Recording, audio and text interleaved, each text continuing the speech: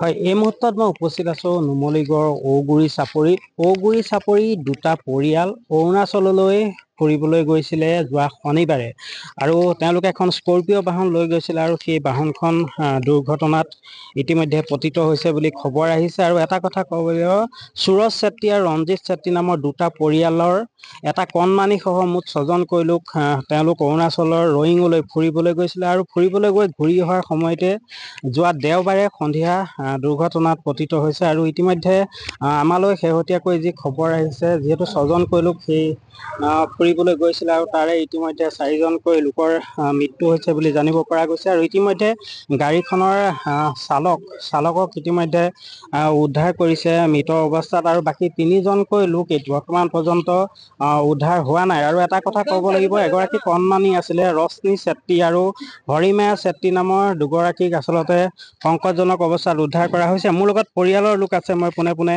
তেওঁলোকৰ লগত কথা পাতিব বিচাৰিম। কেতিয়া গৈছিল? এই শনিবাৰে 10টা বজাত ৰাতি গৈছিলে।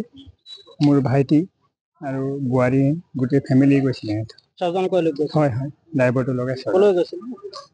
অৰুণাচল কিবা মাইং বোলা জেগাকনত গৈছিলে, তালৈ গৈছিল। কি খবৰ পাইছে? খবৰটো গাড়ীখন এক্সিডেণ্ট হৈছে বুলি কৈছে, কিন্তু কিমান মেজৰ হৈছে ইমানটো এতিয়ালৈ ডিটেইলছটো মই পোৱা নাই, মোক জনোৱা নাই এতিয়ালৈকে। ইয়াৰ পৰা পৰিয়ালৰ মানুহ গৈছে যোৱাকালি 8টা বজাতে আমাৰ পৰিয়ালৰ মানুহ 5জন গৈছে খবৰ ল'ব তাত বিচাৰি। এতিয়া কি হৈছে ডিটেইলছটো এতিয়ালৈকে আমাক জনোৱা নাই। ঘৰ পৰিয়াল ইয়াৰ পৰা লোক গৈছে, আমি অপেক্ষা কৰি আছো এতিয়ালৈকে খবৰ দিয়া।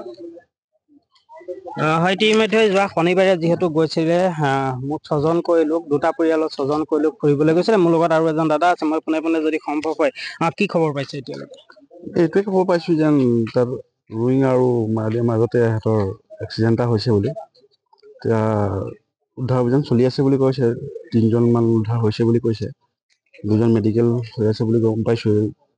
ইমানটোকে আমি এতিয়ালৈকে গম পাইছো, বাকী 3জনৰ খবৰ এতিয়ালৈকে সঠিকটো পোৱা নাই। 3জন এতিয়ালৈকে উদ্ধাৰ হোৱা নাই বুলি খবৰ পাইছো। আৰু যিজন চালক আছিলে মনোজ চেত্ৰী তেওঁ উদ্ধাৰ হৈছে। মৃত অৱস্থাত উদ্ধাৰ হৈছে? সেইটোৱে আমি ক'ব পৰা নাই যে শুনামতেতো মৃত বুলিয়ে শুনিছো আৰু, কিন্তু একজেক্টলি আমি সঠিক ৰিজাল্টটো আমি পোৱা নাই এতিয়ালৈকে। হয়, নিশ্চয়কৈ ইতিমধ্যে গাড়ীখনৰ যি চালক মনোজ চেত্ৰী আছিলে তেওঁ মৃত অৱস্থাত উদ্ধাৰ হৈছে আৰু দুগৰাকীকৈ সংকটজনক অৱস্থাত উদ্ধাৰ হৈছে হৰিমায়া চেত্ৰী আৰু ৰশ্মি চেত্ৰী নামৰ যি দুগৰাকী লোক আছিলে তেওঁলোক ইতিমধ্যে সংকটজনক অৱস্থাত উদ্ধাৰ হৈছে আৰু তেওঁলোকক ইতিমধ্যে ডিব্ৰুগড় মেডিকেল কলেজলৈ প্ৰেৰণ কৰা হৈছে। আৰু ইতিমধ্যে সমগ্ৰ অঞ্চলটোত এক শোকৰ ছাঁ পৰিছে আৰু ইয়াৰ পৰা ইতিমধ্যেই পৰিয়ালৰ এটা দল ইতিমধ্যে ৰয়িঙলৈ ৰাওনা হৈছে। আপুনি বিচৰা বাতৰি পাব কেৱল নিউজ 18 এপত। নিউজ 18 এপ ডাউনলোড কৰিবলৈ স্কেন কৰক এই QR কোড। গুগল প্লে ষ্টৰতো পাব এই নিউজ 18 এপ।